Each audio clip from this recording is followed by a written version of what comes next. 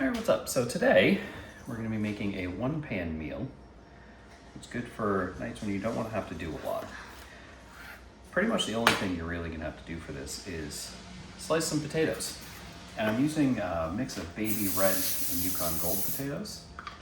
Just spray the parchment paper a little bit. And you're literally just going to line these bad boys up along this, and then we're going to herb them up. So we're going to have herb roasted potatoes. And then we're also going to be making pork chops with a nice rub on them and green beans. And it's all going to be done on this one baking sheet. So instead of you sitting there and watching me slice potatoes for 20 minutes, we'll come back when that's done and we'll move on. All right, so we have our potatoes all sliced up and here on our tray. We're going to spray them with some oil. I'm using an olive oil. Usually you want to use something like a neutral oil, like avocado oil, something like that. I'm allergic to avocados, so that's a really poor choice. Next, we're gonna heavily season these because we want these to be a nice herb potato. So we're gonna start with some fresh cracked pepper all over them.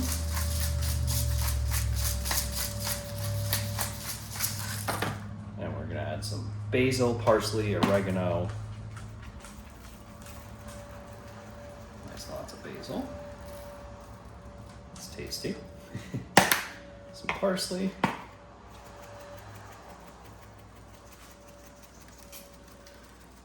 I will say this is one of those things where if you have picky eaters, probably not going to like these, but I love these potatoes. Oregano. Get in there. Some garlic salt. Try and get it open.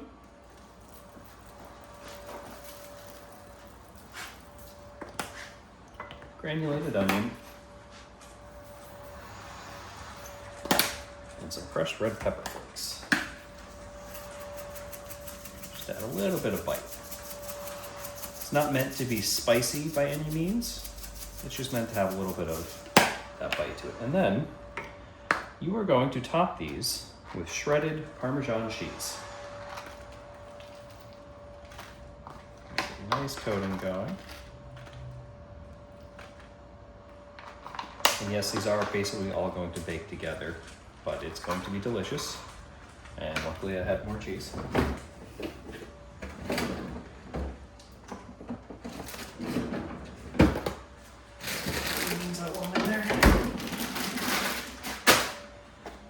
Nice guy. I already gave you cheese. One of my dogs is over here begging for more cheese. Gotta pay the cheese tax, as they say. Want all those covered. Part of the reason you sprayed the potatoes, you don't really need it to help it cook. It's more so that all the spices and everything stick to it.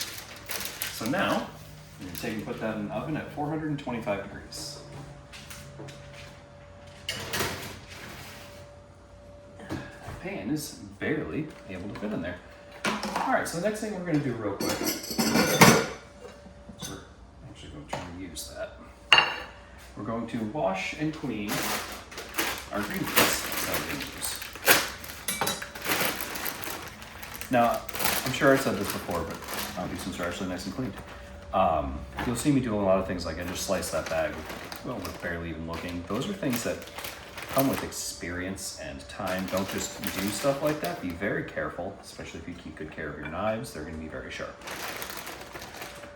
So you just want to get these washed.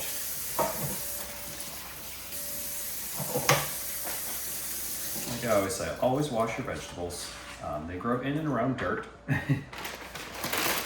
So you always want to keep them nice and clean and washed. Put that in there. Alright, we're going to give these a quick spray, and these are just going to get some garlic, salt, and pepper. Not a lot of anything, just because we want a little bit of flavor, but we don't want to drown out the natural green beany flavor, mainly because my dogs love green beans because they're weird, and I want to be able to give them some. So just a little bit, and again, spray is more or less just so stuff like that sticks to them more than anything else. And these are going to be cooked in the oven. one thing you have to realize is when you do something like this, the green beans are probably going to be the last thing you add to that pan. You have to be patient and time it right. If they're a little undercooked, it's better than if they're overcooked. All right, so the next thing we're gonna do is we're gonna put this aside, and we are going to get our pork chops.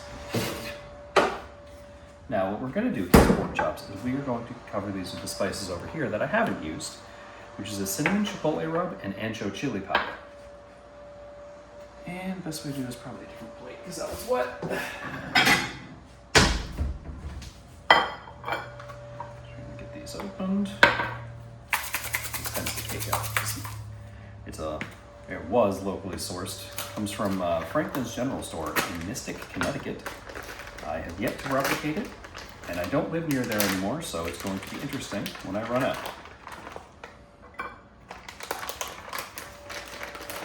Now, I'm going to cover these on both sides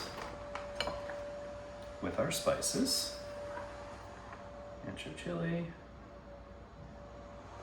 I'm only doing 2 of the 3 because in all likelihood, the 2 of us that live here, we're not going to be able to eat all 3 of these. So the other one will be able to be made into something else or made into dog food. Get all that in there. Flip them over so you can get the other side. You want to make sure they're nice and covered because you want a good flavor on these. These are really thick, so they're going to take a long time to cook, so they're probably going to be going right back into the oven with the potatoes. Usually I do this with a thin slice of pork chop, but these are the ones that were on sale, so these are what we got. And it's going to take a little bit longer than normal.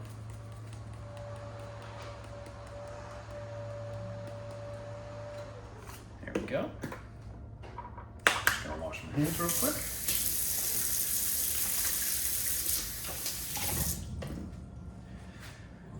We're gonna throw those right on the pan, and then we're gonna check them in a few minutes. And then once we do that, we're gonna add our green beans to the pan, and everything's just gonna cook on that one pan. It'll be a nice complete dinner.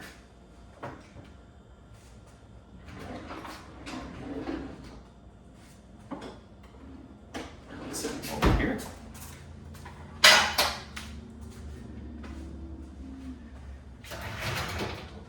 It already starting to smell amazing in here.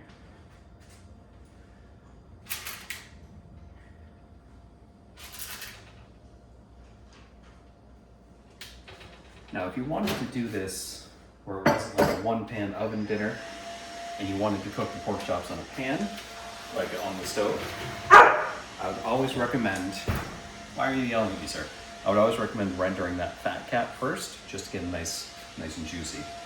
And yeah, so now we just wait and we'll be back. Alrighty, so meat is a little over halfway done. So we're gonna add our green beans right to this pan, right in the center that we made here. There might be a better way of doing this, but this is what we got. I'm doing this one-handed, which is a poor choice. So we'll be right back. All right, and we're back. And we're gonna do that not one-handed because, I don't want to be burning myself here. I hurt myself in the gym all the time. Spread this out.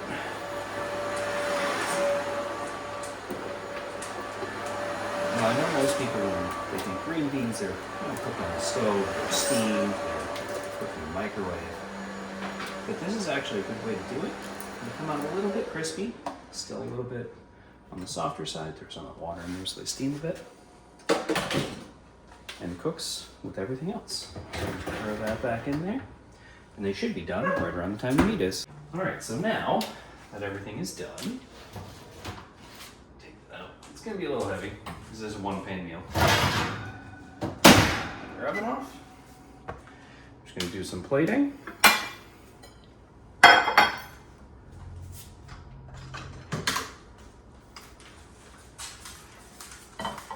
Let me get a little bit closer. As you can see, my dogs are patiently waiting their unseasoned pork chop that is sitting on this pan. Take this bad boy, grab some of our cheesy roasted potatoes, and then something easy good pair of tongs on hand. Now, one thing, the reason I'm doing the full plating thing is this is a meal I stole from a meal delivery service, and the final step is actually adding some honey on top of the pork. I'm using a hot honey. My wife likes using a green apple honey on the pork because pork and apples goes very well together. And there you have it. A one-pan meal for a lazy weeknight. Hope you